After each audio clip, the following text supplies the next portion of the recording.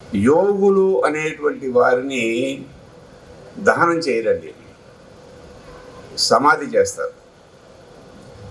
MN గారు కూడా పోయేదానికి ముందు వాళ్ళ అమ్మాయికి లెటర్ రాసి మరీ ఇచ్చారట.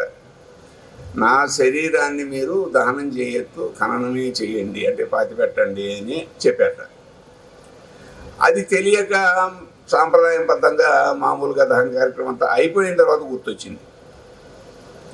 కానీ ఇక్కడ జరిగినటువంటి మహత్తరమైన గొప్ప విషయం ఏంటంటే, మనకి మూడో రోజు సంచయనం చేసేటప్పుడు ఆ అస్థికలు అవన్నీ తీసుకెళ్ళి నదుల్లో అవి కలపడంతో పాటుగా ఇక్కడ తాతగారి యొక్క అస్థికలు అవి అక్కడ చిన్న గూడు అంటుంది, దాని కింద పెట్టడం జరిగింది.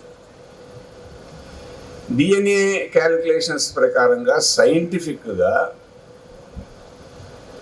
చనిపోయిన వారి అటాచ్మెంటు, వారు పనిచేసేటువంటి విధానము, వారిలోని జీవ ప్రజ్ఞ ప్రతి అణువు నుంచి పనిచేస్తుంది.